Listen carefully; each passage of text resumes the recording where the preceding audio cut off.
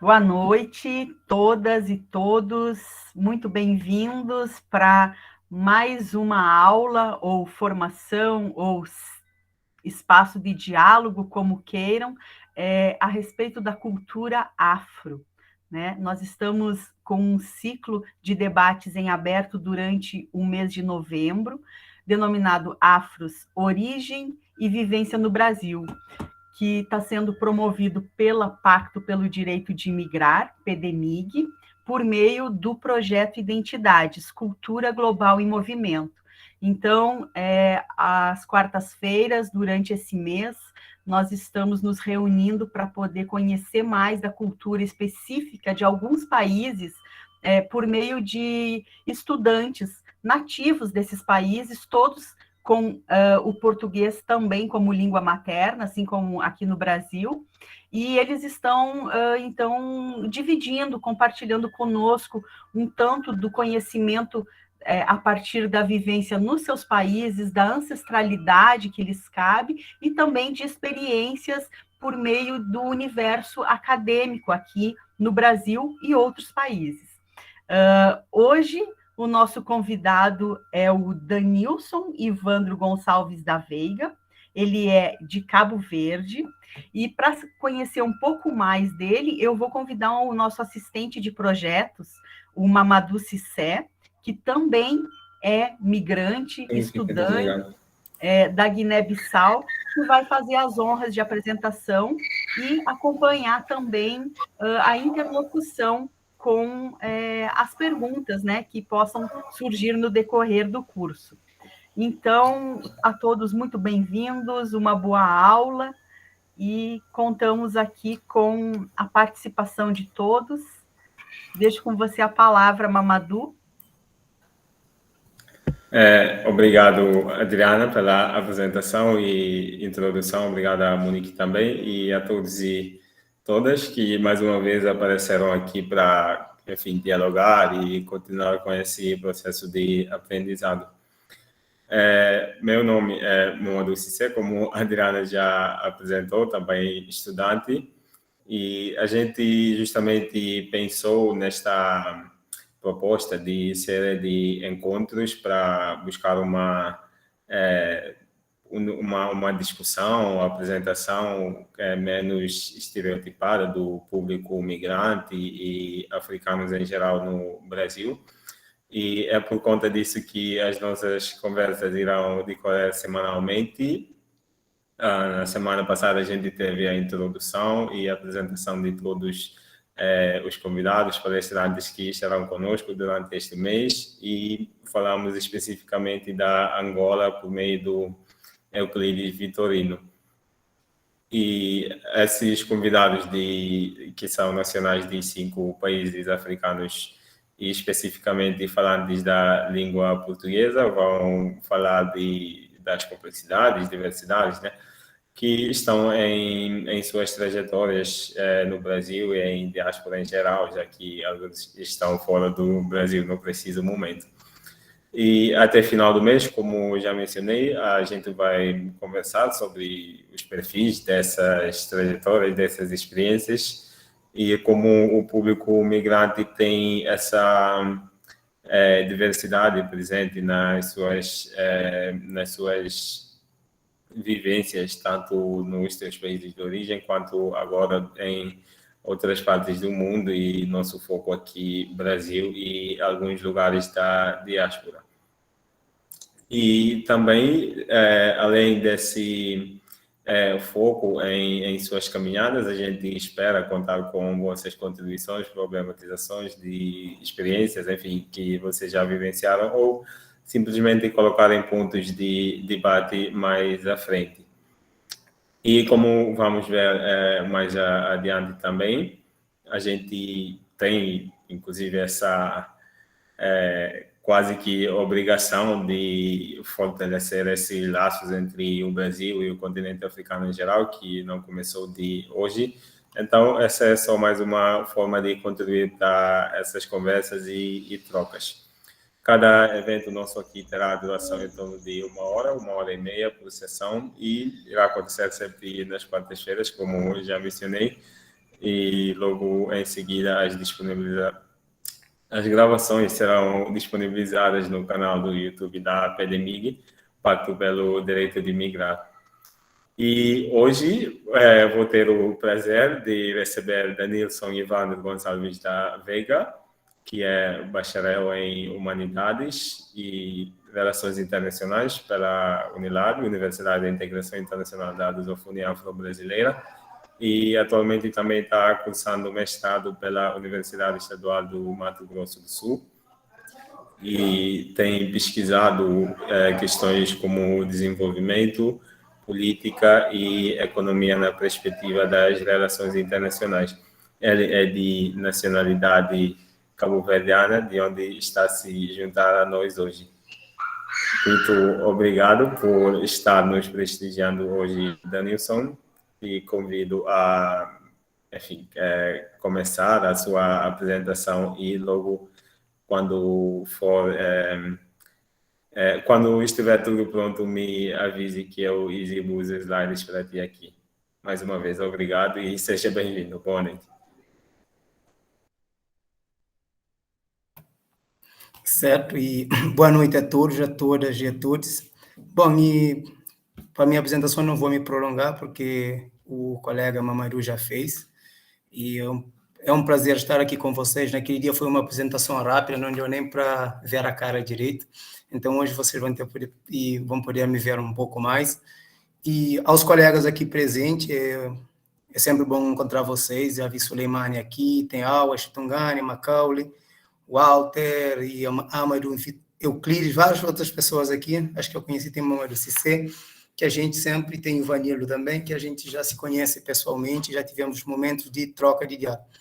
Bom, hoje, quando eu fui desafiado por Mamadou, né, a falar um pouco sobre Cabo Verde, eu pensei numa temática assim, um pouco, né, digamos, um pouco provocante, onde eu vou falar um pouco sobre a temática foi a África fora e além das mídias tradicionais, né, que às vezes a gente, quando fala da África, as pessoas só têm o resumo da África como a África do Tarzan, a África da pobreza, da fome, da miséria. E hoje eu queria mostrar um pouco outra versão da outra parte da África, que nesse caso, uma outra parte de Cabo Verde, porque às vezes também fala da África, só se fala muito, as pessoas conhecem muito Angola, ou Benin, ou Congo, esses lugares que têm mais ligação com a matriz e com as religiões de matriz africana. E quando fala Cabo Verde, às vezes as pessoas não conhecem muito bem. Já falei Cabo Verde, as pessoas, fica aqui nas Américas, nas Caribes e tal. Então, hoje vão ter o prazer de ouvir um pouco sobre Cabo Verde, que fica na África, na costa ocidental africana, mais ou menos 500 quilômetros de Senegal e uns 600, 700 da Guiné-Bissau. Então, essa é a localização geográfica de Cabo Verde. O Mamadou vai apresentar a mídia.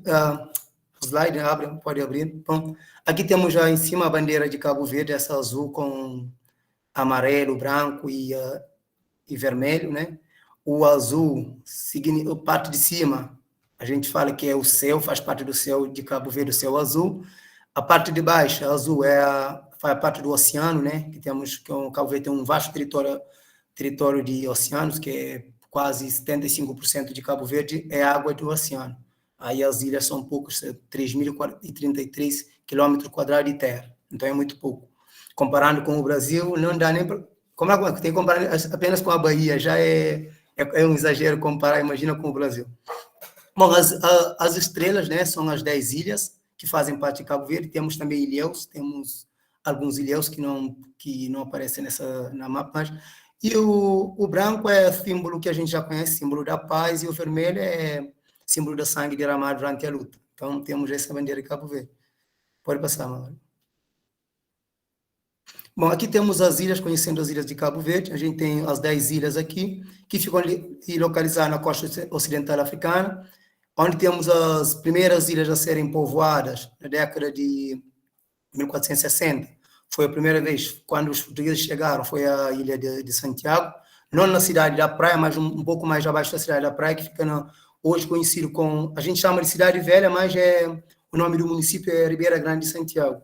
Santiago, ele fica aqui no sul do país, onde foi, durante muito tempo, principalmente durante o tráfico transatlântico, de desenvolver o papel de entreposto de escravo, onde os escravos eram capturados dentro do continente e levados para o litoral, e depois chega em Cabo Verde, fica durante um tempo, colocam nos containers, né, para depois trazer para as Américas. Então, tem essa parte histórica em Cabo Verde, temos alguns símbolos do catolicismo também nessa cidade, que é a igreja de São José, São Francisco e tal, assim.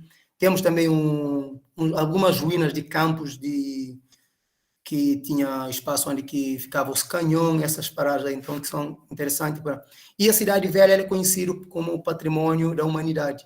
Então, é uma das partes históricas de Cabo Verde que poucas pessoas conhecem, né? Que às vezes nós na academia conhecemos, mas nem todos têm acesso a esses tipos de materiais acadêmicos, material didático que a gente tem.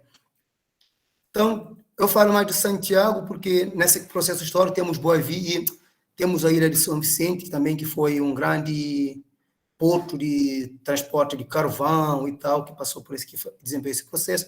Temos as outras ilhas que também desempenharam um papel ativo durante o processo de colonização portuguesa, e também temos as ilhas que hoje em dia são as ilhas que mais se destacam, digamos assim, quando se fala mais se destaca, que é a Ilha de Sal e Boa Vista, por são ilhas turísticas, que tem praias, resorts e tal. Então, o turismo lá é muito forte e as pessoas normalmente têm um conhecimento um pouco maior. Temos a Ilha do Maio, que também fica no Rio do Sul, e essas ilhas de Cabo Verde são divididas em dois grupos, o grupo de Barlavento e o grupo de Sotavento. O grupo de Barlavento fica mais no norte, né, conhecido como as ilhas que ficam lá no norte, que as seis primeiras ilhas no norte, e temos os 4 de Sotavento, que ficam no sul.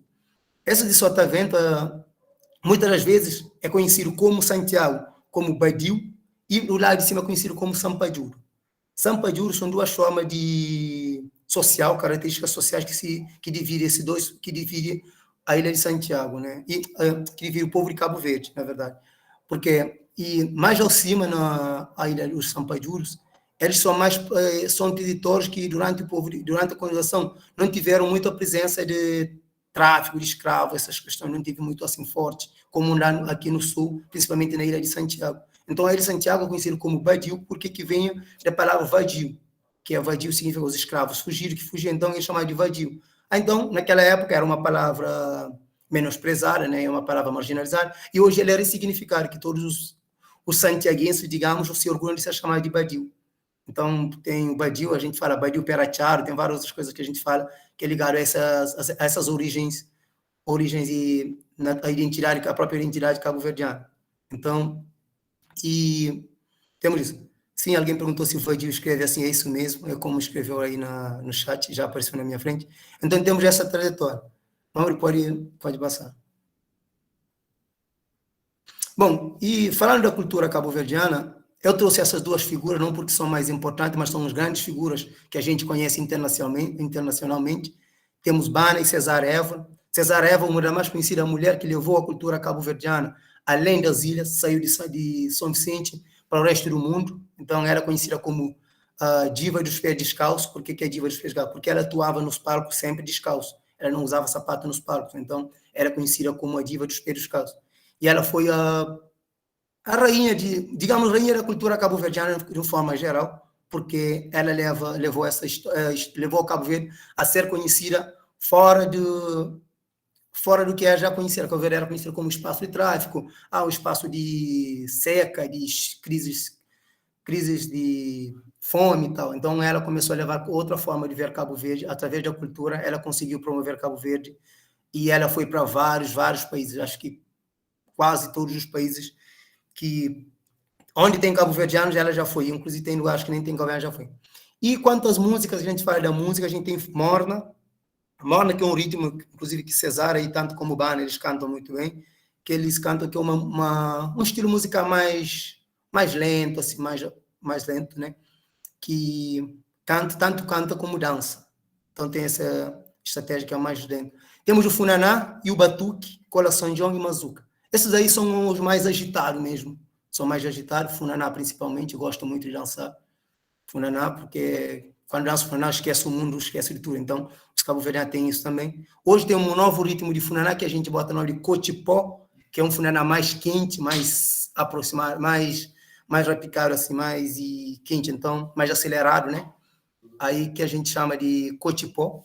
Temos o batuque não se assemelha um pouco ao batuque de lá, né, que tem no Brasil, assemelha um pouco, mas o Cabo Verde é batuque, antigamente, uma história de batuque interessante, que ela já foi, tanto o batuque como o funaná, eles já foram proibidos de tocar nas festas, porque era associado às músicas do vandalismo, porque a maioria das pessoas que praticavam eram os ex-escravizados, né, que praticavam essa dança, como é um ritmo de herança da própria mente africana, dos escravizados que foram trazidos para Cabo Verde à força dentro do continente. Então, eles tinham essa prática como uma forma de manifestação cultural e também uma forma também de protesto. E se formos ver hoje em dia, a maioria das danças, das músicas cabo-verdianas, retrata o cotidiano da vida dos cabo-verdianos. César Evo, na sua música de Morna, ela retrata muito sobre a questão da imigração. Tem uma música que ela chama de Saudades, que é muito, que fala quem mostrava esse caminho longe, que é tipo quem te mostrou o caminho longe, o caminho para São Tomé, que relata o trabalho dos cabo-verdianos que eram tirados daqui e iam trabalhar nas lavouras de cana em São Tomé e Príncipe. Outros iam por causa da colonização e também outros iam por causa da fome que existia em Cabo Verde. Então, ela relata isso nas músicas dele. Também relata sobre a culinária cabo-verdiana, também é relatada nas músicas, né? Enquanto a pessoa fala, temos cachupa, tem isso mais que mais eu vou falar mais à frente. E temos o Cola São João e Manzuca também, que são ritmos bem acelerados. Cola São João, principalmente Manzuca, é um ritmo mais... Digamos que ela é um pouco parecido com salsa, se não me engano, assim. Eu venho para a cabeça por alto, assim, mas acho que é mais um pouco parecido com salsa, assim. Nesse ritmo, dança de salão e tal. Então, temos essas... Essas não são as únicas músicas e danças que existem em Cabo Verde. Tem outras. Mas eu trouxe essas aqui porque são as que mais se destacam, mais conhecidas. E as que também, e às vezes são... Com exceção à Morna, os outros são pouco falados, né? Nas mídias, principalmente principalmente nas mídias internacionais. A Morna era muito falada porque da César Évora, do Bana, do Lobo, entre outras figuras importantes que cantam essa música, que já são conhecidas internacionalmente. E temos, por exemplo, o Kizomba, que é um ritmo que hoje em dia acho que faz parte da cultura, principalmente dos palopes. Todos os palopes têm pessoas cantando Kizomba, dançando Kizomba. Antigamente era Zukilov, hoje a gente chama de Kizomba, já misturamos já com Kizomba, já não fala mais de Zukilov. Então tem esses traços, culturas, né, essas riquezas culturais que não são conhecidas, que a mídia não mostra. Então, já na música de cultura, acho que é isso que eu queria destacar um pouco para vocês.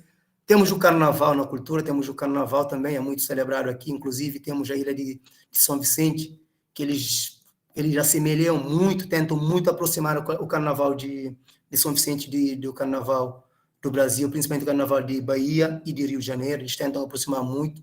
E também tem uma prática, eles trazem os Mandinga, que é um grupo chamado Grupo de Mandinga, que tenta tratar a própria cultura africana também durante o período do carnaval. Esse grupo é um dos grupos que sempre, todo ano, ele sai, pelo menos é que eu lembro, todo ano ele sai nas ruas, eles são os primeiros a saírem nas ruas, a manifestar início ao carnaval. Então, temos essas marcas históricas, culturais, que eu acho interessante destacar nessa aula.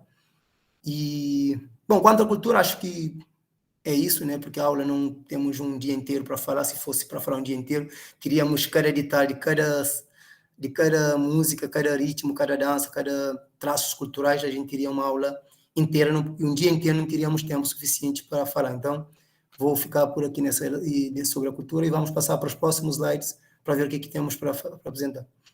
Bom, aqui temos a educação, e esse modelo de educação hoje ele já foi, já foi modificado um pouco, né? E não encontrei o modelo oficial, mas estamos quase próximos a assimilar esse modelo brasileiro, né? De primeiro até os sexto, sétimo anos, a gente faz ensino básico, e começou esse ano, ou ano passado, se não me engano, começou esse novo modelo, e depois os 3 últimos anos são anos de ensino secundário, então já estamos bem próximos. A educação em Cabo Verde é um dos grandes desafios para Cabo Verde, porque apesar desde o período colonial, foi criado algumas escolas, como escolas seminário, que era Seminário São José em São Nicolau, tínhamos escolas na ilha de São Vicente, depois veio para Santiago, então começou a diversificar. as escolas. E nessas escolas, antigamente, eles já eram muito reduzidos, como acho que todos os países passaram por isso, e era mais para os filhos de português, ou já, alguns que já eram mestiços, né? Tinham mais oportunidade. E aqueles que eram já mais, que não fazia parte dessa cultura mestiça, não tinham essa oportunidade. E também era uma coisa associada ao elitismo, né? Aí, para você falar, por exemplo, que você já é um cabo-verdiano, você já é civilizado, aí você já tinha que saber escrever, saber fazer essas questões, essas coisas todas. E a maioria das pessoas não tinham esse acesso a essa educação, que era uma coisa limitada. E muitos, né, muitos acabavam para entrar nessa escola, muitos acabavam por filiar a religião católica e depois tentavam seguir carreira de padre, missionários, né, de missionários, falamos assim. Aí, então, tinham acesso a essa educação. Então, muitos dos cabo-verdianos que formaram naquela época, que depois saíram para fora de Cabo Verde, foram os cabo-verdianos que estudaram nessa escola com missões, e principalmente para tentar estudar para ser padre. Então, muitos acabaram saindo, outros formaram em antropologia, sociologia, filosofia e outras diversas áreas fora, mas a priori eles saíam com essa intenção. E foi a educação colonial que formou as primeiras elites intelectuais cabo-verdianas, como temos já os grupos de claridade, né, claridosos, os grandes poetas, grandes pessoas da literatura cabo-verdiana. Temos também as figuras da independência se formaram nessas escolas. Temos o caso do nosso herói e líder, Amílcar Cabral, que foi o homem bravo que lutou pelas lutas da independência de Cabo Verde e Guiné-Bissau. Infelizmente, ele não teve a honra de celebrar a independência, porque ele acabou falecendo antes, mas as marcas dele ficou para sempre, ficou para hoje. Acho que todos nós queríamos ser um Cabral hoje em dia, para podermos acabar com o neocolonialismo que a gente vive hoje. Então, apesar de a gente ter muito mais recursos que eles, a gente não tem essa bravura que eles tiveram e fizeram. Então, e a gente precisava disso, dessa nova revolução. E a educação em Cabo Verde sempre foi uma prioridade dos próprios governos, porque não temos recursos naturais, e como, por exemplo, o petróleo, a gente não temos os diamantes, então o nosso recurso era a mão de obra. Cabo Verde exporta muito os recursos humanos que Cabo Verde exporta, e por isso que a imigração é tão forte em Cabo Verde, em busca de melhores condições de vida. Então, eles achavam que a educação é uma das possibilidades, né, que abre as portas para Cabo Verde. E após a independência, isso ficou mais nítido ainda, porque já foi as primeiras elites nativas, quando se formaram, o governo de transição, eles já começaram por saírem para fora. Mas já antes desse processo de saída, depois da independência, haviam grupos que já tinham, hoje em dia esse conceito se chama de paradiplomacia. Eu, como internacionalista, eu chamaria de paradiplomacia, que foi o movimento que Cabral fez junto com os colegas dele no PAIGC, aquele encontro que eles fizeram com Fidel Castro, com várias outras pessoas, outras personalidades, com a ONU, né? Cabral foi até a ONU como ouvinte, não, como ouvinte mesmo, que ele foi lá, observador, chama observador, não ouvinte. Então ele foi, e essa política externa que Cabral fala, ele que faz a gênese da política externa cabo-verdiana. Então tudo isso foi graças à educação que tiveram, porque Cabral nasceu na Guiné-Bissau, né?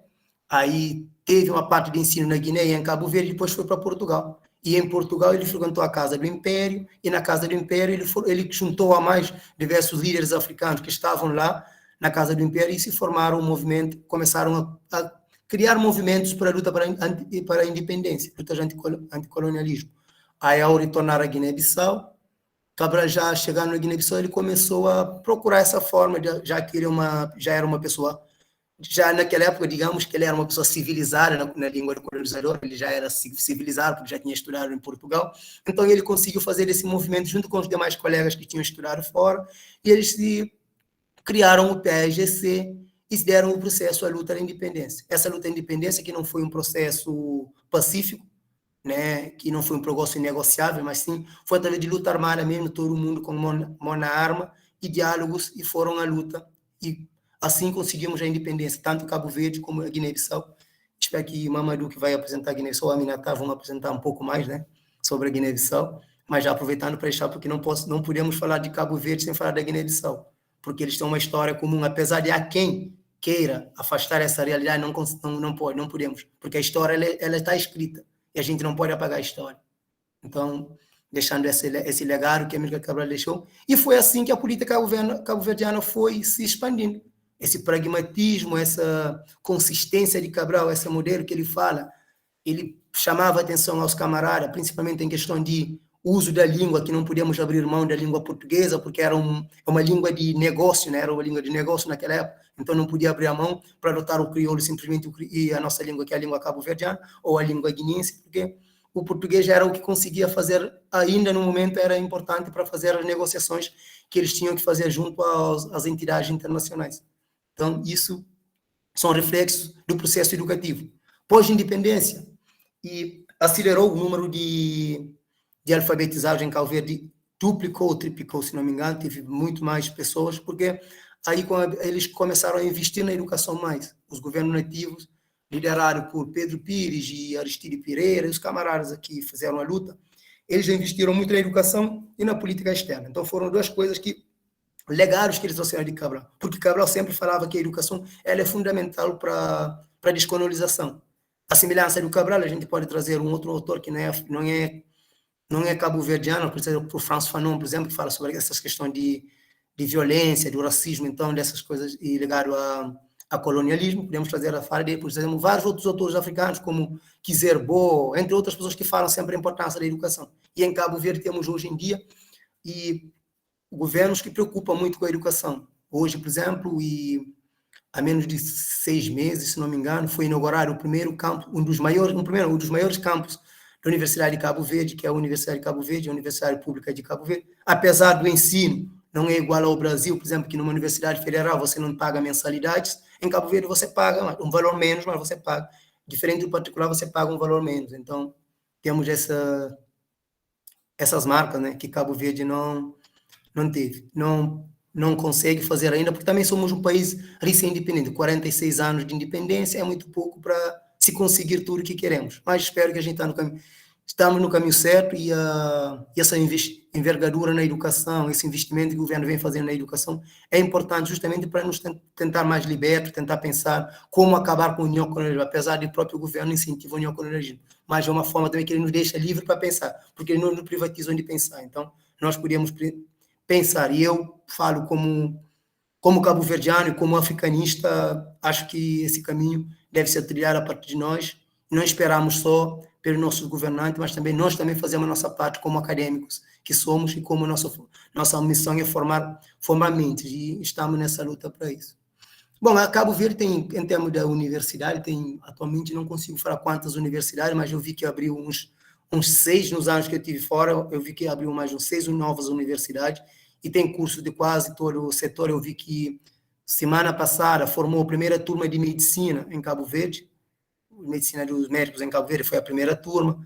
Temos cursos de diversas áreas das engenharias, temos os cursos da área de humanas e outras áreas de ciências sociais aplicadas. Então, Cabo Verde, em termos de educação, estamos caminhando bem, digamos que estamos caminhando bem, apesar de ter ressalvas, né? Tem aquelas lacunas que precisam ser preenchidas, como toda parte do mundo existe, né? Mas, digamos que estamos caminhando bem.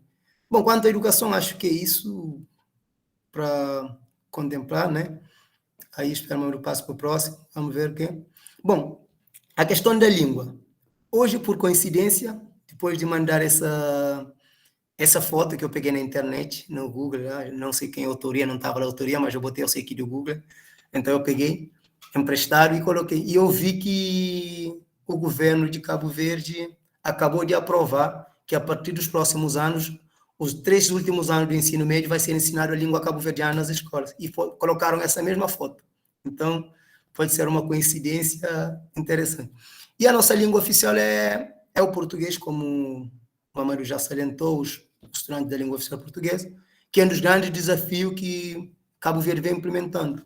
Inclusive, em 2013 e 2014, teve 2 projetos pilotos, uma no interior, que é na Calheta, e outro aqui na cidade da Praia, mais concretamente no bairro de Ponta d'Água, que 2 escolas com projetos pilotos sobre ensino bilingue. Esse ensino bilingue era um ensino em 2, em crioulo, em língua cabo-verdiana, conhecido como crioulo, e a língua portuguesa. Então, teve esse processo. Infelizmente, a ministra da Educação da época não foi simpatizante, acabou e cancelando o projeto ficou por trás, mas, segundo, pelas justificativas que ela dá, não me convence, porque ela disse que precisa de mais estudo, já temos 46 anos fazendo esses estudos, então se não tiver o primeiro ano, e para contrariar a ministra, ontem na tomada de posse do novo presidente de Cabo Verde, ele fez discurso em crioulo, fez uma maior parte dos discursos em crioulo, então são conquistas que já estamos vendo, vivenciando aqui, que ainda assim, de forma tímida, há aquela resistência, mas ainda já temos um passo dado, né? Já, acho que mesmo ontem, conversando com pessoas mais idosos, já me mostraram oposição ao ensino do crioulo, ou à oficialização do crioulo, mas são coisas que a gente vai deparando na vida e vamos desconstruindo aos poucos, com a nossa sabedoria, a sabedoria dos nossos mais velhos, a gente vai conseguir desconstruir. Então, a respeito da língua, é isso. Cabo Verde não temos outras línguas étnicas, porque não temos grupos étnicos assim formados, como, por exemplo, na Guiné-Bissau, mas temos grupos de ilhas, variações linguísticas por ilhas, né? Às vezes, quando falam em oficialização do crioulo, da língua cabo-verdiana, as pessoas perguntam, e qual língua, qual das ilhas vai ser lá? Aí me faz pensar, e o Brasil tem qual língua? Porque tem o carioca, tem o baiano, tem o quê? Tem vários, tem 27 estados, cada um fala uma sua variante, mas mesmo assim continua sendo o português brasileiro. Então, eu não vejo isso como empecilhos, apesar de, para a nossa ministra, isso seria também um dos fatores que não podemos oficializar. Mas eu acho que isso são barreiras que vamos ultrapassar. Bom, espero que essa lançada oficial do governo seja uma coisa que nos próximos anos já se concretiza, porque é necessário, porque durante o ensino a gente vivencia muitas pessoas mesmo desistem da escola porque não conseguem pronunciar em português em sala de aula, porque são tímidos ou têm vergonha, e porque quando você era, você fica chacota na turma. Então, as pessoas não querem errar e muitos acabam desmotivando, aos poucos, desistindo da escola.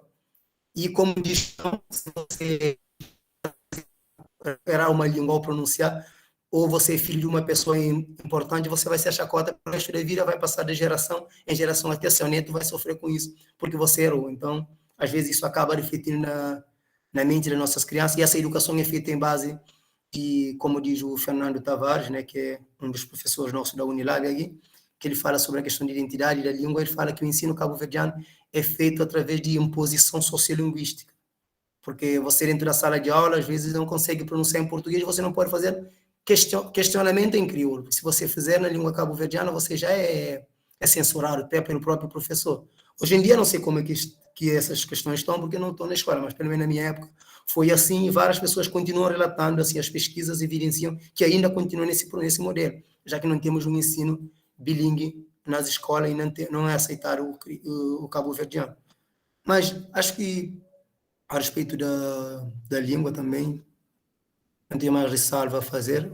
Vocês podem ficar à vontade, podem anotar questão, que eu gosto mais de ouvir questões e responder do que falar eu mesmo sozinho. Então, podem anotar questões à vontade, se tempo der, eu respondo tudo que está no meu alcance. Sim. Gastronomia. Essas duas fotos, são fotos que marcam que, digamos assim, acho que qualquer cabo-verdiano que vê essas fotos já sabe que são essas coisas que estão aí. Inclusive, Mamadou nem é cabo-verdiano, aí já sabe que está nessa, tanto no prato como no que está caindo naquela vasilha aí, Mamadou já sabe que é. Então, falando da gastronomia, e Cabo Verde tem um prato que é cachupa, que é o que está no prato aqui, que é um dos pratos mais conhecidos fora e aqui dentro, é muito valorizado. A cachupa é um prato feito à base de milho, milho é o principal ingrediente, aí você coloca feijão, as carnes, aí as verduras você escolhe o que você pode botar, o Brasil fala um calabresa, a gente fala chouriço, você pode botar cabeça, orelha de porco, essas coisas aí todas, você pode fazer, é tipo uma feijoada, mas só que ele leva milho como ingrediente principal, aí você bota todos os ingredientes que você quiser, você pode fazer um bom cachupara. E para um cabo-verdiano, melhor um bom cachupara de qualquer outro tipo de comida, o cabo-verdiano gosta. Se você encontrar um cabo-verdiano fora, de certeza, você oferecer uma cachupa, ele não vai negar, porque ele vai querer comer, porque é o prato que nos vê. Tem xarém, que é mais um prato também feito à base de milho, e na verdade a alimentação cabo-verdiana, a maioria são à base de milho, porque Cabo Verde, de certa forma, produz muito milho para o autoconsumo, não para exportação, mas para o autoconsumo, porque a maioria da agricultura aqui são agricultura de sequeiro, e os produtos que resistem às secas de Cabo Verde são milho e feijão, que mais resistem assim. Tem amendoim, que a gente chama de mancara, tem outras coisas, mas feijão e milho são, são cultivos que não faltam nos terrenos de Cabo Verde. Aos agricultores isso é muito importante. Milho, feijão, criação de gado. São os 3 sustentos para os cabo-verdianos, principalmente no mundo rural. Então, às vezes, no mundo rural, o arroz, essas questões consome, mas não tanto em proporção como consumia milho. Hoje em dia não está tendo muita chuva, então não tem muito milho, consome arroz. Mas antigamente era mais o milho, porque também a cachupa ela é interessante, porque é um dos pratos que, logo no dia ao amanhecer, os agricultores, principalmente quem é do interior, eles esquentavam aquela comida, comiam com ovo e iam para trabalhar, porque o trabalho era de 1 hora para você voltar para casa. Então, eles já tinham uma comida pesada que sustentava por mais tempo, enquanto eles estiveram na rua, fora de casa. Então, tem esse porém.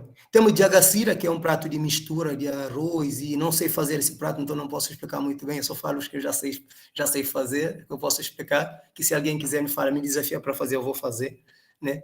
Caldo de peixe com banana é um dos pratos típicos também, caldo de peixe normal, caldo de peixe, você coloca banana verde, com banana verde você faz, coloca os temperos normais, os ingredientes normais.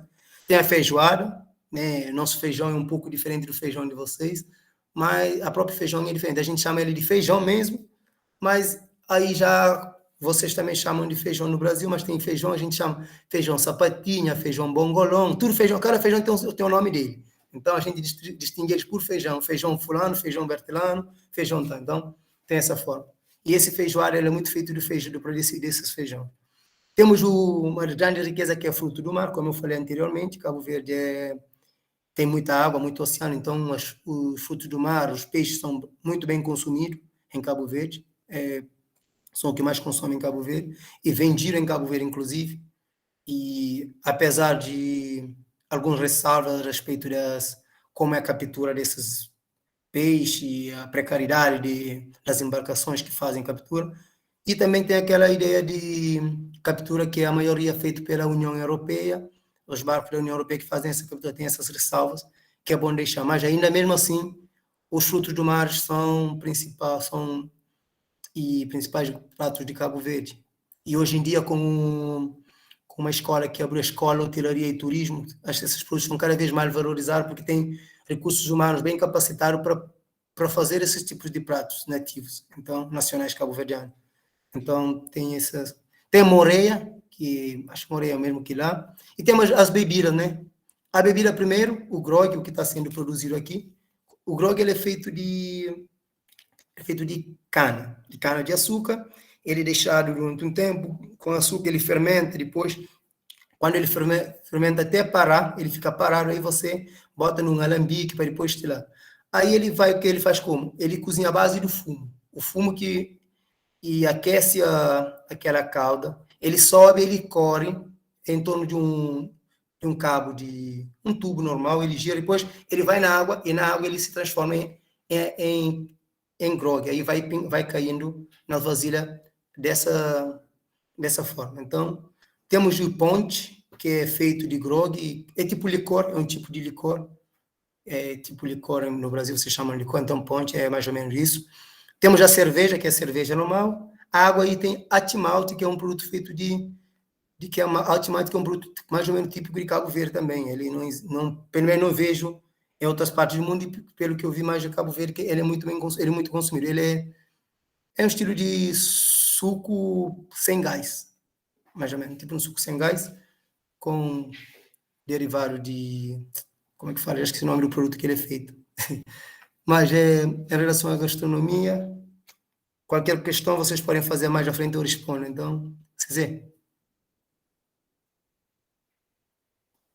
Bom, já vamos lá para os últimos slides, né? E quando fala de semelhanças com o Brasil, acho que posso destacar a culinária, né? Porque eu vejo semelhança nisso. Falar também a forma como os cabo-verdianos se convivem e aqui essa semelhança, encontros e amigos que é feito aqui, também lá eu vejo muito no Brasil. E tem também o próprio modo de ser, em algumas partes também faz parte dessa forma de convivência que é próprio dos mestiços. Aí tem essa semelhança, mas tem outras semelhanças também, assim, que não são muito próximos, mas que dá para ser notado.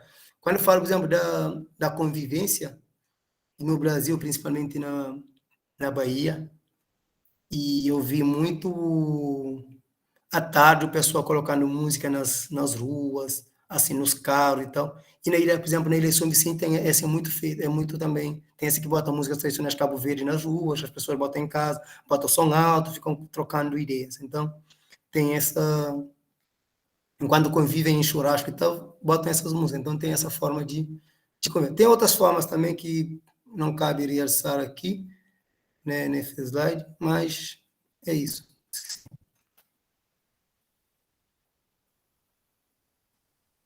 Bom, trajetória fora do país. Bom, a primeira vez que eu saí de Cabo Verde foi para o Brasil, né? Tive oportunidade em 2009, quando eu concluí o ensino médio, tinha visto para ir fazer para Portugal, mas acabei não indo por motivos pessoais, achei que estudava em Cabo Verde, fazendo curso superior em Cabo Verde, sairia muito melhor aqui para Portugal, porque causa da crise que vencia em Portugal naquela época, também não tinha família assim bem próximo lá, que se eu tiver alguma coisa assim, também tinha 19 anos, né? Eu ainda não tinha muita experiência de vida, então acabei não indo, e também a própria minha tia que já tinha experiência em Portugal, me convenceu que não, para estudar não seria fácil, porque não teria condições para estudar, e as bolsas do governo que eles falam que dão, mas a bolsa atrasa. E então tudo isso acabou que eu desisti. Então, de lá, e fiquei um tempo parado, né, 2009, estudei 2 anos na universidade, desisti em 2011, fui para o Exército, aí saí do Exército. No primeiro ano que eu saí do Exército, em 2012, eu tive convite do processo seletivo para a Unilab, e não fiz, porque na época que eu saí, a minha mente estava ocupada com outras coisas, eu não queria estudar ainda. Então, no outro ano, o edital seguinte, meu primo que já estava lá me mandou de novo. Aí eu fiz o processo. No primeiro processo eu não consegui, que era para ir para o Ceará, para fazer curso de administração pública, e não consegui. E na segunda, depois eu fiz de novo, no mesmo ano eu fiz mais um processo.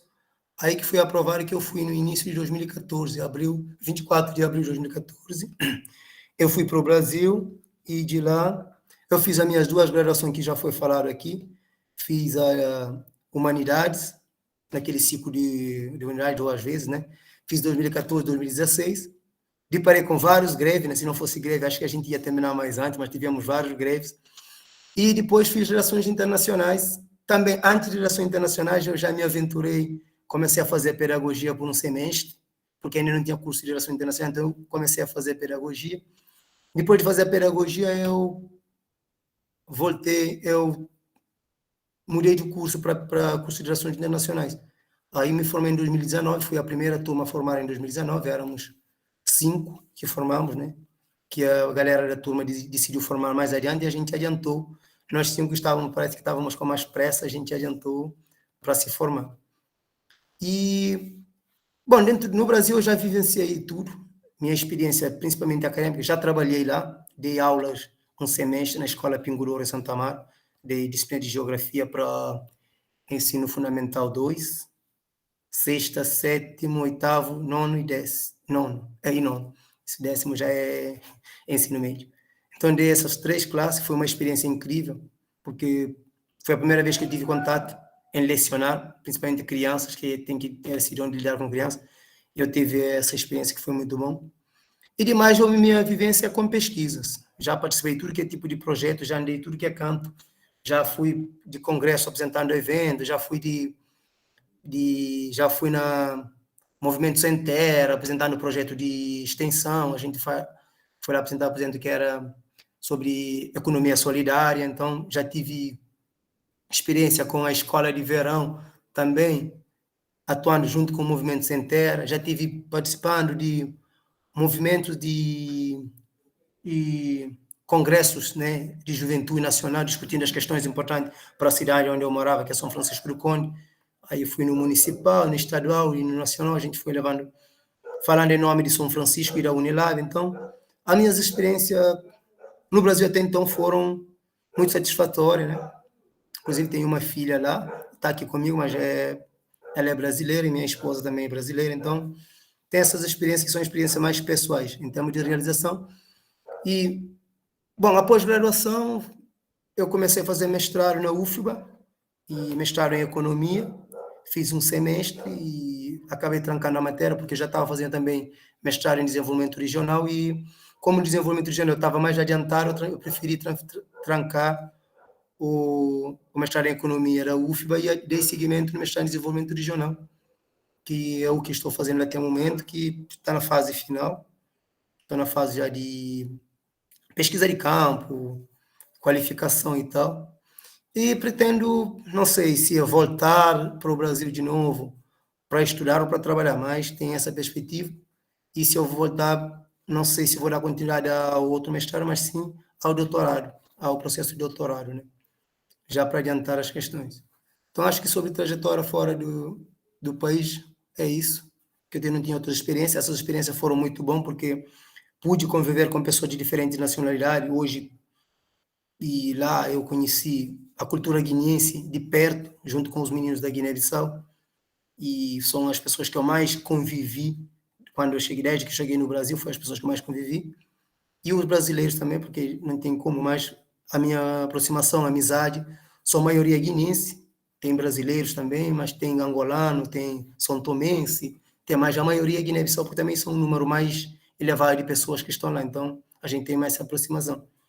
Aí foram essas experiências, foram tudo bom, porque eu consegui aprender um pouco da Guiné, consegui aprender um pouco de Angola, que eu só via, as coisas que eu só ouvia, né, pela televisão, então foi essa experiência fora que me deu, e essas experiências de vida que eu adquiri lá, estou tentando empreender aqui para mostrar outras diversidades para as pessoas, mostrar que a convivência humana não se resume só ao nacionalismo, assim que a gente tem que ter multinacionalismo, a gente tem que pensar a nacionalidade não como uma barreira, mas sim como uma oportunidade de a gente conhecer mais novas pessoas, novos espaços. Então, eu vejo isso na minha trajetória dentro do Brasil.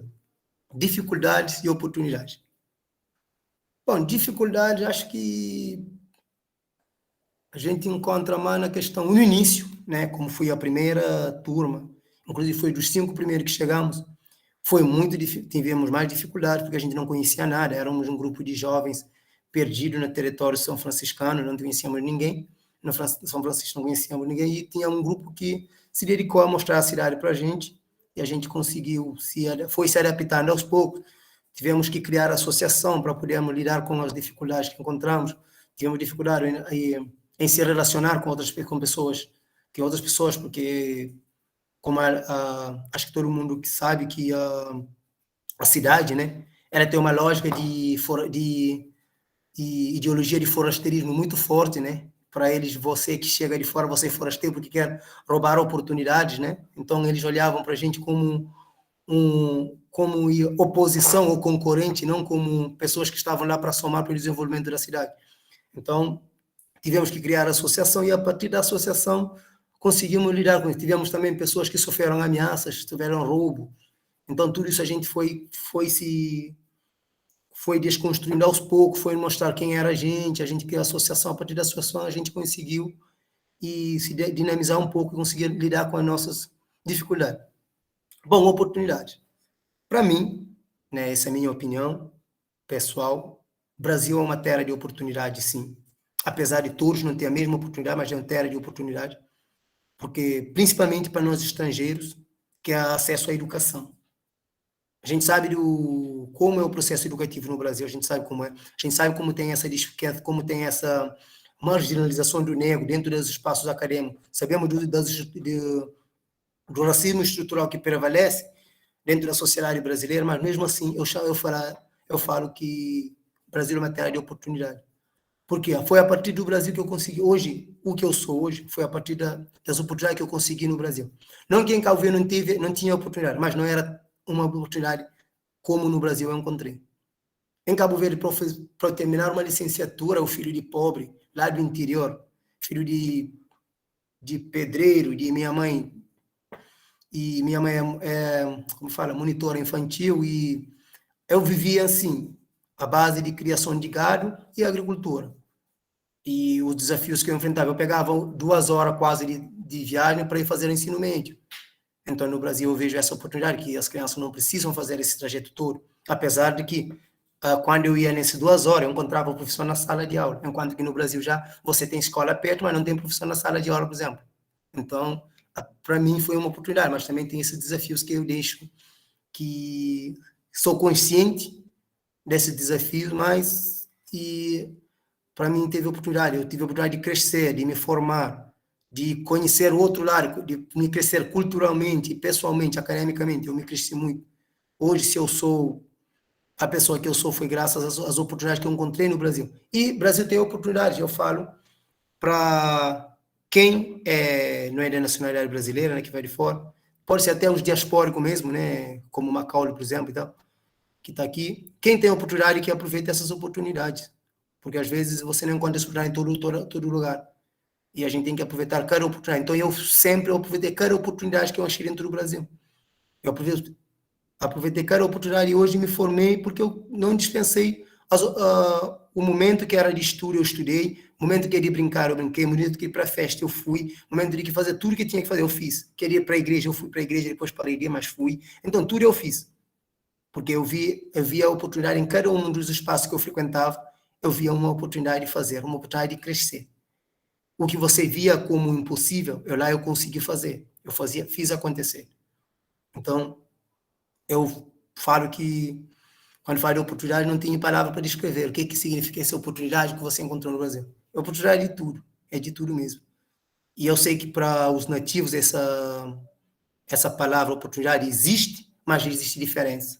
Existe o que é para o branco, às vezes o negro não consegue. Existe o que é para João, que é filho de Maria, é diferente para o Antônio, que é filho de Ambrósio. Então, temos essas coisas que eu sei que acontecem. E a gente podia ter mais oportunidade dentro do Brasil, pela riqueza que o Brasil tem, pelas oportunidades que o Brasil tem, pelo tamanho que o Brasil é, e pelo que o Brasil é no cenário internacional ou no tema nacional. O Brasil podia dar mais oportunidade a todos os jovens que passam por lá, seja brasileiro, diaspórico, seja brasileiro nativo, seja brasileiro e cabo-verdianos ou guineenses ou angolanos que vão para lá a procura de oportunidade. O Brasil podia até dar mais oportunidade, seja os venezuelanos que vêm também enfrentando. Então, tem essas oportunidades que o Brasil podia abrir mais, mas a gente sabe que, às vezes, cada vez que a gente depara com um tipo de uma política de governo para governo, às vezes o governo é conservador, o outro é mais liberal, então temos essa dificuldade, mas é isso que eu falaria acho que é para fechar essa aula de hoje, se não me engano, não tem mais slide, para fechar essa aula de hoje. Então, é isso, agradeço vocês por me ouvirem e fico à disposição para quem ter perguntas, dúvidas, questionamento, comentário, que eu sei que muitos têm comentário e também gostaria de compartilhar algumas experiências também interessantes, podem ficar à vontade. Acho que o Mamadou vai dar tempo para isso, né? Então, é isso. Ufa, que aula! Muito obrigado, Danilson. Estou até impressionado com muita informação que você conseguiu trazer. Eu gostaria de apontar 3 aspectos bem breves antes de passar para os questionamentos, porque o tempo nunca nos ajuda aqui.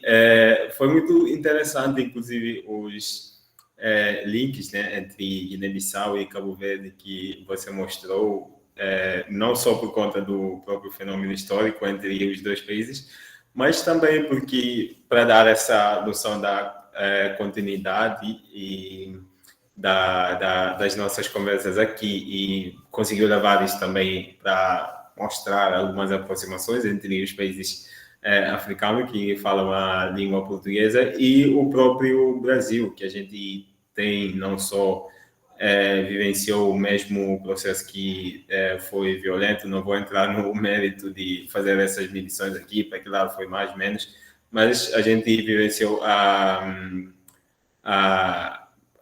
teve um colonizador comum, que foi, no caso, Portugal, e ainda hoje existem várias ressignificações e outras formas de falar e debater a partir dessas ligações. Então, muito feliz por sua explanação aqui. Espero que a audiência também tenha levado coisas interessantes daqui. Vou observar aqui algumas perguntas. Tem como fazer 3 perguntas, Dani? E você responde e a gente vê se tem mais alguma inscrição. Ótimo. Sim, vou começar com Vitor Hugo Paulino, que eu acho que é um comentário. Vitor Hugo Paulino Farias. É verdade, ela é horrível para quem não conhece suas músicas. Vejam e ouçam. Ela é incrível, desculpe, Vitor. Ela é incrível, para quem não conhece sua música, vejam e ouçam. Ela tem Grammy, reconhecida pela Academia Americana, e uma das minhas grandes inspirações para composições musicais. Escutem Saudade. Que bom que você também tem feito composições. O Macaulay fez pergunta e levantou a mão. Natália também fez pergunta e está com a mão levantada. Vou passar a palavra para vocês agora. Perfeito. Acho que o Jesus levantou primeiro. Perfeito. Então vou convidar Jesus Horácio Sanches Ramírez para trazer as suas reflexões agora. Boa noite. Eu quero parabenizar a Danilson pela excelente palestra para nós, e ao mesmo tempo eu quero pedir desculpas pelo meu português, pelos meus erros, eu acho que tenho um português um pouco... Está perfeito, é alto e bom som. Não mais. Está perfeito mesmo. Eu tenho a fortuna de ter aqui ao meu lado a um cabo-verdiano, o senhor José Moraes, meu amigo. Eu me honro de ser amigo de José, mas eu quero perguntar a Danilson umas perguntas soltas, né? O senhor morou no Santo Amaro da Purificação, eu acho, né? Sim? Sim, então eu quero perguntar a você qual é a presença da família Veloso na cultura do Santo Amaro, do Caetano, da sua irmã Maria Bethânia, isso. E também eu quero perguntar ao senhor se você conhece aquele romance que está fazendo muito sucesso agora, que se chama Torto Arado, do Itamar Vieira, e que fala de aquela como situação da continuidade da escravidão no Brasil. E como você acha a presença dos romancistas brasileiros, especialmente dos romancistas baianos lá no Cabo Verde?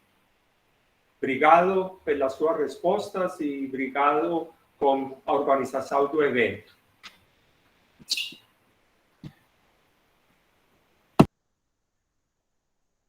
Muito obrigado pelo questionamento. Agora eu vou convidar o Macaulay e pedir também a brevidade na intervenção dele para a gente conseguir fechar a tempo. Tá bom. Pô, mano, meus parabéns, mano. Dani, sempre muito bom te escutar, mano. Velho, eu tenho uma parte de pergunta, mano. Vai anotando aí, tá ligado? Eu queria que você falasse um pouco sobre a bandeira de Cabo Verde, tá ligado? Porque você falou dos símbolos, falou do que significa cada cor, né, e tudo mais. Mas, assim, na minha opinião, né, tipo assim, antigamente você tinha uma bandeira, que era a mesma bandeira, né, de Guiné-Bissau. E eu não sei por que, quando eu olho pra bandeira de Cabo Verde, eu penso na União Europeia, cara. Não sei por quê, entendeu? Eu queria que você falasse um pouco sobre isso, tá ligado? Eu queria que você também falasse um pouco sobre essa questão do território marítimo de Cabo Verde. Como que Cabo Verde, quais são as políticas tipo de segurança do território marítimo de Cabo Verde, quais são os acordos nesse sentido para proteger essa maior parte territorial mesmo do país, né?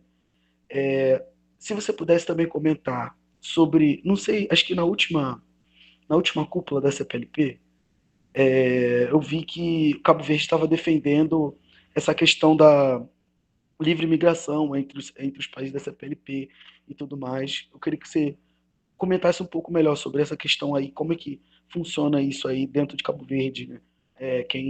Os decisores de política externa e tal, se tem fomentado essa discussão em âmbito nacional, ou se está restrito a um grupo encastelado, enfim. Eu também eu queria também, velho, eu falei, eu tinha um monte de pergunta, né, mano? Tipo, eu queria que você comentasse acerca de uma outra discussão quando a gente vai falar de implementação de línguas africanas como língua oficiais dos estados, que, na minha opinião, é uma posição muito colonial mesmo, né? Mas, tipo, é uma coisa que também sempre se escuta, tá ligado? Eu queria que você comentasse acerca dessa ideia, desse postulado de que os idiomas africanos, eles não têm profundidade conceitual para trabalhar ciência. Eu queria que você falasse acerca disso também.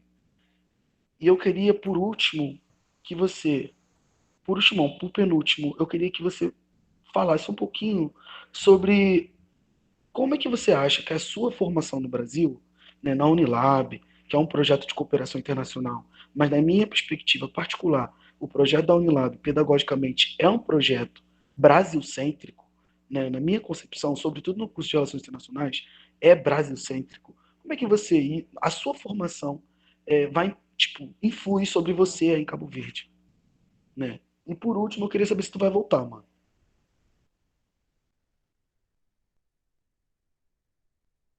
Perfeito, obrigado, Macaulay, por colocar muitas reflexões aqui. Agora eu vou convidar a Natália Lima para pensar algumas questões conosco também. Eu prometo que eu vou tentar ser concisa nas minhas colocações. Vou agradecendo desde já. Enfim,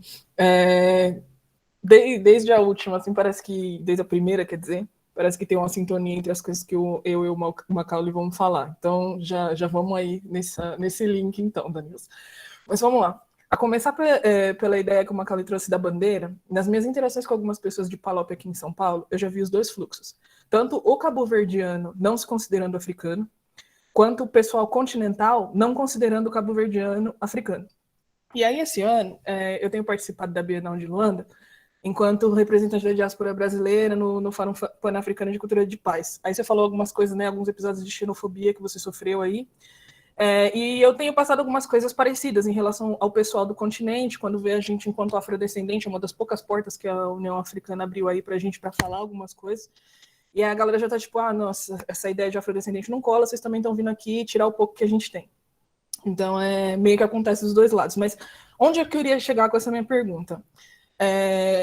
Como nesse ano o formato é híbrido por conta da situação de Covid, né, a segunda edição da Bienal de Luanda, pouquíssimas pessoas foram convidadas a ir presencialmente em Angola. E uma dessas pessoas justamente é de outro território insular, Seychelles, né? E aí o pessoal tava meio tipo, mas Seychelles, essa ilha, nem tá aqui dentro de África e tal, né? E então, a minha pergunta é, o quão essa distância aliena vocês africanos na parte insular e aliena os africanos na parte continental, né? Porque parece que existe uma disputa e uma consideração, desconsideração, e o quanto também, particularmente, na situação de Cabo Verde, como o Macaulay colocou, nossa, eu lembro da União Europeia. Eu também. Eu já vi muito cabo-verdianos colocando tipo, meio à parte de África.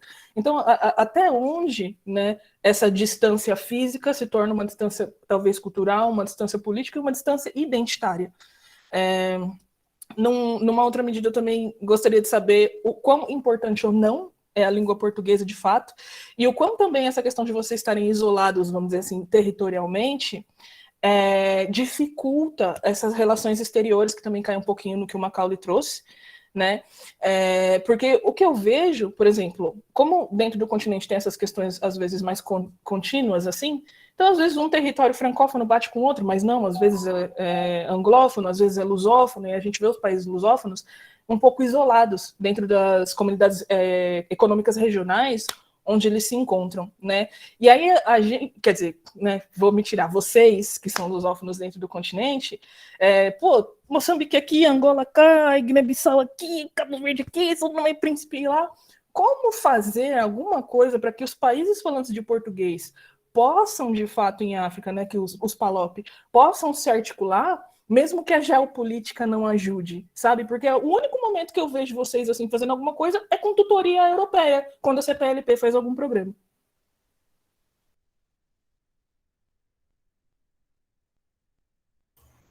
Dani, a gente tem uma última inscrição aqui.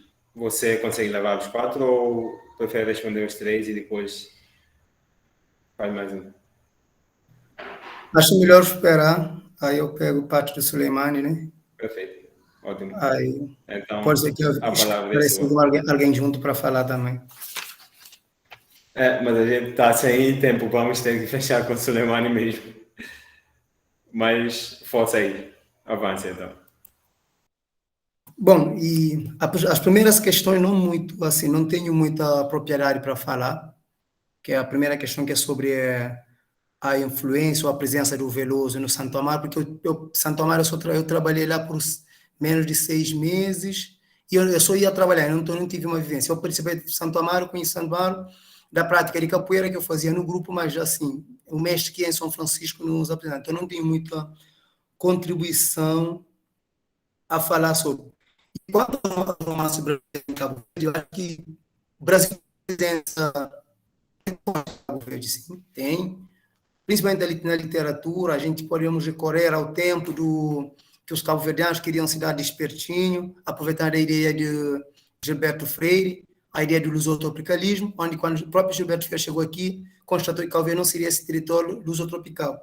Por que não era um território lusotropical? Porque quando você chega em Cabo Verde, a gente fala aqui da mestiçagem, mas se a gente for mestiçagem, é uma minoria, mas bem minoria mesmo que temos São Branco. Então, ele traz essa questão. Então, quanto à influência do romance brasileiro aqui, acho que a literatura dela, em termos de romance, é muito reconhecida.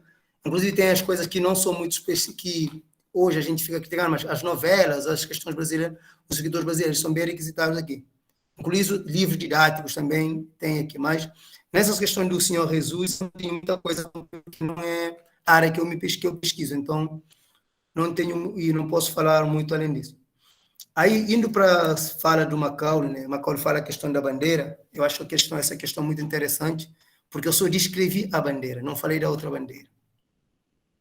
Essa bandeira que Macaulay fala, que é da Guiné-Bissau, que é do PAIGC, que na verdade é a bandeira do próprio PAIGC, que foi a bandeira que deu a luta, ela existiu tanto a bandeira como o hino, até a década de 90 era o mesmo que a Guiné-Bissau. Não cheguei a aprender, mas acho que minha mãe, meus tios sabem muito bem o hino e conhecem a bandeira. Inclusive, tem no trabalho que Emanuel Cimeiro fez sobre os rabelados, ele relata no texto, se não lembro, se não for no texto dele, na monografia de 2016, é no de dissertação que ele defendeu agora, em 2021, onde ele fala que, ao chegar num senhor, que o senhor relata que, quando ele mandou o filho dele para comprar bandeira de Cabo Verde para ele, o filho levou um azul, ele não aceitou porque ele não era bandeira de Cabo Verde. Para ele, a bandeira de Cabo Verde continua sendo essa bandeira do PAIG, da Guiné-Bissau, que era a bandeira do PAIGC, que representava a bandeira. Na verdade, eles falam bandeira de Amílcar Cabral. Eles nem falam bandeira de Guiné-Bissau ou do PAIGC. É a bandeira de Amílcar Cabral que essa que é a bandeira de Cabo Verde. Mas, após a década de 90, com a abertura política, houve mudança da bandeira. Então, por isso que temos essa bandeira de cor azul-vermelho, que assemelha, sim, concordo com vocês, que assemelha, sim, à União Europeia, porque se a gente for ver, Cabo Verde é o único país que tem bandeira diferente na África. Não tem aquelas cores vermelhas, não tem... Então, essa foi uma ideia que foi implementada após década de 90. Isso foi uma estrutura, uma forma de romper com a estrutura do monopatriarismo, romper com as ideologias do PAIGC, para implementar uma nova ideologia, que era uma ideologia mais liberal, uma ideologia mais próxima do Ocidente, que nesse caso de Portugal, a União Europeia e tal. Então, tem essa é a explicação que eu podia dar. Quanto às questões marítimas, Cabo Verde tem muito, acho que justificativa da bandeira você vai entender conforme você entender, quando você entender a política externa de Cabo Verde. A política externa de Cabo Verde, ela é quase 100% voltada para os países da União Europeia. Então, quem protege os mares de Cabo Verde hoje tem acordo com os Estados Unidos da América, que é um dos principais que é um dos principais que faz segurança no oceano, porque Cabo Verde não consegue cobrir o território todo sozinho. Temos com a NATO, temos com, inclusive, uma crítica que eu fiz lá em 2018, numa palestra que eu participei sobre o Brasil no Atlântico Sul, que essas políticas podia estar hoje o Brasil intervindo lá como uma potência mundial do sul global, mas que de certa forma está muito afastado. E Cabo Verde tem muito se aproximado da União Europeia, por não só pelas afinidades comerciais, mas também pela própria ideologia que se prega dentro da própria Cabo Verde, pelo próprio modelo de ensino que existia, que agora já estão sendo mudados, que era uma ideologia, que eram os currículos aproximadamente currículos de Portugal. Então, isso tudo vai justificar por que Cabo Verde muda a bandeira, muda a cor da bandeira, muda o hino, né? Tem o hino que mudou também, que era da Guiné, foi criado um hino que é Canta Irmão, que é o novo hino. Então, tem todo esse processo histórico atrás, né? Essa mudança. Não foi uma mudança, foi uma mudança calculada, mas pensando na ocidentalização de Cabo Verde, digamos. Porque, e já entrando, vou só pegar a parte da conversa da Natália, quando ela fala sobre a questão de afastamento, quanto à distância. Eu acho que não é a distância do continente que nos afasta de ser africano ou não. É a própria ideologia que se prega nas escolas. E na minha monografia em 2016, eu falei sobre identidade e diferença na construção da cultura cabo-verdiana a partir de Frantz Fanon, Pele Negra, Máscaras Brancas. E eu constato que muita semelhança daquele livro com o povo cabo-verdiano. E tem uma sessão, se não me lembro se eu que discuti concretamente, que fala assim: o afastamento de Cabo Verde da União Europeia, da África, era a tentativa de afastar da África do escuridão, da África do escravismo. Então, Cabo Verde via a África como um lugar desvalorizado, que não tem valores sociais e tal e tal. Então, naquela época, eles pensavam assim. Então, essa é uma visão colonialista que se privilegiou em Cabo Verde, e a educação não teve esse processo de descolonizar. Porque você começa a educação, você fala, após a década de 70, descolonização das mentes, você continua descolonizando as mentes a partir da língua oficial portuguesa, a partir dos materiais didáticos imprimidos e produzidos em Portugal, ou produzidos por cabo-verdianos que estão em Portugal, ou que estão em outros países fora de Cabo Verde. Então, isso vai acabar, essa cultura vai acabar refletindo em todo momento. Então, isso é uma visão que... E quando esse não reconhecimento de Cabo Verde por parte dos continentais, como a África, é porque assim, e Cabo Verde, muitas vezes, quando você chega, você sai do continente, você chega em Cabo Verde, você é tratado de forma diferente, por exemplo, que um português chegar. Se um português chega em Cabo Verde, ele dá um beijo, e você pode levar uma tapa. É tipo assim. Então, tem essa dinâmica. Hoje as coisas estão mudando, né? Tem sido mudado, eu vejo pela política.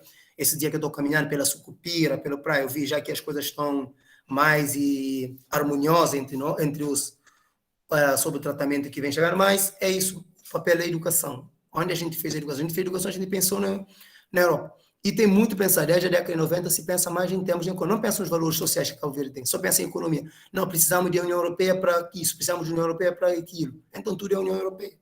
E a gente acaba sendo explorado, a gente acaba afastando do continente.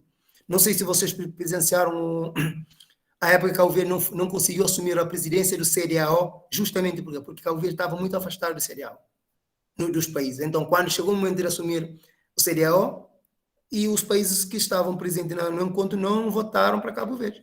Então, votaram para um outro país e assumiram a presidência, porque Cabo Verde estava distante, Cabo Verde não estava cumprindo com as obrigações de Cabo Verde dentro desse contexto. Então, temos essa... Sobre a implementação das línguas oficiais africanas, eu acho que ela é importante sim, porque por mais que a gente tenha uma visão crítica a isso, que é uma visão colonialista, sim, concordo com uma visão colonialista, mas é uma forma de a gente mostrar e para a população, principalmente a população não escolarizada, que não tem acesso a esses debates que a gente está tendo, para eles verem que se a Constituição já fala que as pessoas começam a aceitar. É tipo uma imposição, para as pessoas poderem aceitar. Porque quando você vai falar, eu sou contra o crioulo. Por que você é contra? Porque o crioulo não tem matéria a produzir suficiente. E por que uma língua, se a língua é falada, ela é escrita, o que mais precisa para ser uma língua oficial? Se você aprende crioulo e português quando você vai para a escola, e tenho certeza que quase 60% ou 70% dos cabo-verdianos que terminam o ensino médio não falam o português do jeito que é para falar, porque tem aquela... Você não consegue falar porque você não é um nativo português. Você é um nativo cabo-verdiano, você tem que falar a língua cabo-verdiana, a língua materna. Então é isso que você vai ser. É tipo você pegar hoje, por exemplo, o Maru fala inglês, mas não vai conseguir falar o inglês como um nativo de inglês, por exemplo. Então, tem essas coisas. Então, que é preciso levar em conta nesse processo. E mais uma questão é sobre voltar, Macaulay, ainda essa aqui está em dilema, né? Mas eu pretendo voltar sim. Estou procurando trabalho aqui também, mas também estou procurando meu doutorado para fazer. Então, tenho 2 alturas de voltar a fazer e qualificar melhor e voltar para Cabo Verde no final. Então, tenho essa perspectiva que a gente vai. Bom, sobre a distância insular eu já falei. Dilema de Cabo Verde não existe no continente, é isso que eu falei também, né? Que aqueles que não reconhecem, porque tem uma história que é interessante, que associa a história da Guiné-Bissau, que eu já escutei guineense falando sobre isso, né? Uma vez depois eu fui pesquisar aí para ter mais aprofundamento, que eu fui ver que a história fala isso mesmo, que os cabo-verdianos, na verdade, que não eram, eu falo que não eram bem cabo-verdianos, porque eram filhos de portugueses que nasceram em Cabo Verde.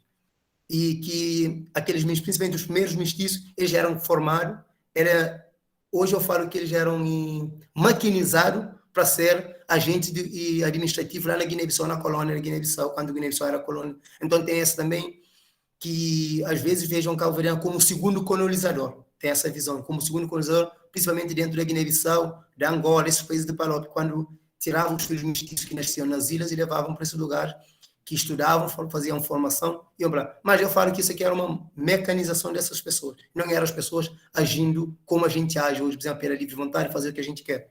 Eles tinham que fazer porque era a lei da sobrevivência, mas isso não justifica a crueldade que eles acompanhavam, que juntavam os portugueses fazendo. Então, tem esse...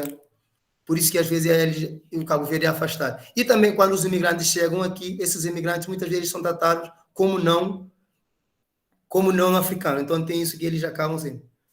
Bom, e a última pergunta da colega sobre a importância da língua. Eu acho que a língua portuguesa é uma língua ainda, hoje, é uma língua de comércio, de negócio, não é uma língua que, se for extinguir, Cabo Verde vai sofrer muito, mas também é uma língua que, de certa forma, temos esse CPLP, que é para línguas oficiais portuguesas. Então, se acabamos com a língua portuguesa, vamos acabar com o CPLP, criamos um novo conceito. Então, tem essa questão de que é questão mais internacional mesmo. E fechando a fala dela, ela fala sobre juntar a CPLP. Eu acho que isso depende muito dos governantes. Ontem, na verdade, com o empossamento do novo presidente, eu vi que ele abriu oportunidade para focar a política externa cabo-verdiana na África. Eu acredito que os países da CPLP e a CDAO são os primeiros parceiros que ele vai atrás. Inclusive, o João Lourenço esteve aqui, o Umar Soko Embaló esteve aqui no tomar de posse. Então, são formas que eu acho que vão conseguir, de acordo com a fala do discurso do Neves, que hoje, inclusive, falei que eu vou tentar encontrar o discurso na íntegra para fazer análise sobre o discurso dele, que vai fazer essa união. Eu acho que a partir disso a gente consegue. E também a partir de nossas iniciativas educativas mesmo. Nós, como acadêmicos, podemos fazer esse ponte para que o governo torne a realidade e fazer essa aproximação de uma forma mais concreta. Essa aproximação não seja só econômica, mas seja cultural mesmo, como a gente está tendo essas oportunidades de enfrentar hoje. Macaulay falou um pouco sobre a Unilab como processo exclusivamente do Brasil. Eu concordo, porque nós não damos contrapartida e os países parceiros não contribuem quase para nada. Toda a discussão é feita pelo Brasil, todo o processo é feito no Brasil. Então, não tem muito Cabo Verde, não tem muita Guiné-Bissau, não tem muita Angola, a não ser os recursos humanos que vão lá para se formar, que somos nós, estudantes. Então, é isso. Muito obrigado. Desculpa pelas reflexões. Vou convidar a Suleimani para trazer as suas observações antes de fecharmos. A gente tem quase menos de 2, 3 minutos, mas espero que a gente consiga fechar. Suleimani? Boa noite a todas e todos. Daniel Chuca, é sempre um prazer escutá-lo. Faz muito tempo que a gente não se falou e hoje estar aqui hoje, escutá-lo falar de Cabo Verde e de Guiné-Bissau, da sua trajetória, para mim é uma grande satisfação porque eu tive sorte e privilégio de acompanhar essa sua trajetória aqui na Unilab, no Brasil, e é um prazer enorme. Bom, eu gostaria só de ouvi-lo falar do processo migratório dos cabo-verdianos para o mundo afora e, mais especificamente, sobre a contribuição destes para o desenvolvimento do país. Era só isso. Um grande abraço.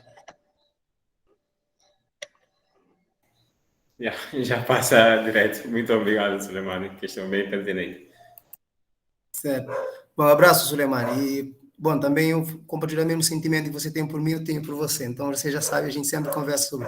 Bom, sobre o processo migratório Cabo Verde, Cabo Verde, como um país que tem a sua, acho que Cabo Verde hoje tem 4.400 e pouco mil habitantes. Nós chegamos a meio milhão como tínhamos anterior. Então, a maioria da população está na diáspora, e essa diáspora que vem contribuindo no desenvolvimento de que forma? Através das remessas de imigrantes. Temos também uma forte formação de recursos humanos, que é formado filho de, a gente fala filho da diáspora cabo-verdiana mesmo, que nascem. Alguns voltam, retornam, contribuem, investem em Cabo Verde, visitam Cabo Verde, fazem essas contribuições com discussões. Hoje, por exemplo, no Brasil, eu faço parte de um grupo que tem vários de descendentes também, nativos que foram para cá e não voltaram. Você escuta, você vê que a preocupação deles é com Cabo Verde. Apesar de certa forma, nossos governos não valorizam, principalmente a diáspora brasileira. A diáspora que é valorizada é a diáspora dos Estados Unidos da América, dos países da Europa. Por quê? Porque são diáspora que contribuem maioritariamente com a economia, em termos econômicos. Eles investem em empresas, microempresas, tal, com remessa de imigrantes, enviam, ajudam os familiares que estão aqui no país. Então, eles são mais prestigiados. Enquanto que nós estamos no Brasil, uma diáspora mais acadêmica, assim, não posso falar que não somos acadêmicos, a maioria são acadêmicos, mas são acadêmicos que têm cérebro para pensar. Só que o governo não quer esse projeto. Tem vários professores, por exemplo, no grupo, que relataram que criaram projetos bem interessantes para cada. Quando você for analisar o projeto para energia, projeto para várias outras questões, para política. Quando apresenta o governo de Cabo Verde, não tem financiamento. O governo disse que não tem financiamento, não aceita esse projeto. Não. Então, essa diáspora brasileira, por exemplo, que vem contribuindo para a formação acadêmica. Por exemplo, a gente tem o presidente de Cabo Verde, hoje, ele formou pela FGV, e o nosso primeiro-ministro também formou na FGV no Brasil. Foi a partir da diáspora que viram essa diferença. Numa entrevista, ele mostrou o que ele aprendeu no Brasil, e que essa riqueza que ele aprendeu no Brasil foi o que ele trouxe para Cabo Verde, ele implementou em Cabo Verde quando ele chegou no governo de Cabo Verde em 2000. E foi por isso que Cabo Verde seguiu um caminho de desenvolvimento que tem hoje, no nível que tem hoje. Então, a diáspora Cabo Verde é fundamental para Cabo Verde, porque sem a diáspora Cabo Verde não caminha. E também essa mesma diáspora, às vezes, ela também tem algumas inquietações, por exemplo, a ideia de neocolonialismo, que vem dessa própria diáspora também, a diáspora norte-americana, a diáspora das Europas, também tem essa ideia de colonialismo. Mas, em termos econômicos, eles contribuem significativamente, e em termos de educação também tem formado quadros lá, filhos que voltam, alguns não voltam, mas mesmo assim fazem e tentam ajudar a Cabo Verde a seguir, a crescer. Cabo Verde, como a gente viu, o caso da tarefa, eles também, os cabo-verdianos, eles têm nos Estados Unidos, você tem e hoje é ensinado em alguns espaços, a língua cabo-verdiana é ensinada em alguns espaços, enquanto que em Cabo Verde a gente não tem. E então temos essa contribuição que era. Bom, para não se estender muito, acho que fico por aqui e fico aberto para as pessoas no próximo, quem falar no privado, quiser falar mais e tal. Então eu fico aberto. Como eu deixei meu contato no site, também pode falar com a Mamaru ou qualquer pessoa que tem aqui. Já tem, os meninos aqui da Unilab já tem meu contato mais próximo. Os que não são da Unilab são mais difíceis. Da Unilab já tem WhatsApp, já temos no grupo diferentes grupos lá, a gente pode bater papo lá. E é isso, agradecer pela oportunidade de estar aqui com vocês. Espero que nas próximas aulas, se eu tiver que participar nos outros anos, que a gente vai apresentar uma coisa melhor ainda, cada vez a gente vai melhorando aos passos, passo a passo. E é isso, que eu desejo uma boa noite para todo mundo, desde já, né? E deixo com palavra com Mamadou Cissé para lhe dar os encaminhamentos finais. Muito obrigado, não tenho muito tempo, mas muito obrigado, Dani. Fiquei bem satisfeito, espero que a audiência tenha ficado da mesma forma também, com sua brilhante explanação, e isso ficou patente nas contribuições que tivemos também, e espero que a conversa continue mais para frente, desenvolvendo em outros espaços, e o conteúdo vai ficar sempre no YouTube. Agora convido a Adriana e talvez a Monique para trazerem os pensamentos finais. Certo. É bastante difícil a gente querer. Ninguém quer perder a oportunidade de desenvolver mais esse assunto, obviamente, né? É uma oportunidade extremamente diferenciada, e é claro que 1h e 30 é pouco tempo, mas a gente precisa seguir o protocolo. Também não queremos que essas temáticas, né, se encerrem nesse momento. A ideia é que em breve a gente possa justamente realizar um segundo módulo, né? Quem sabe depois um terceiro, quarto, e formando grupos de estudo mesmo, né, e de trocas. Então, eu quero agradecer imensamente a participação de todas as pessoas que se sentiram chamadas, vieram prestigiar, trocar durante, né, esse diálogo, ao Danilson, que com brilhantismo conduziu, né, essa apresentação de hoje. Depois da apresentação do Euclides na abertura, eu fiquei preocupada, viu? Que foi também, assim, ele já entrou arrebentando, mas o Danilson também não deixou a desejar, e eu quero dizer que nós, do Projeto Identidades, Cultura Global em Movimento, e da PDMIG, agradecemos e mantemos a porta sempre aberta para você e para toda a comunidade. Ó, tem um gato lá, ó, um visitante também. Muito legal estar em casa, né, na ambientação do lar. Ela se chama Madia. Madia? Sim, mesmo. Belo nome. Então, é isso, gente. Agradecer a todos, convidar que sigam conosco nas próximas quartas-feiras, até o dia 24 de novembro, e destacar o nosso apoiador, né, que é a Universidade Federal do Rio de Janeiro, através do Laboratório de Estudos de Mídia e Relações Internacionais da Escola de Comunicação. E, mais uma vez, de público, agradecer ao nosso assistente de projetos, o Mamadou Cissé, que com protagonismo está à frente da organização desse ciclo de diálogos. A todos, então, uma boa noite e até breve. Valeu!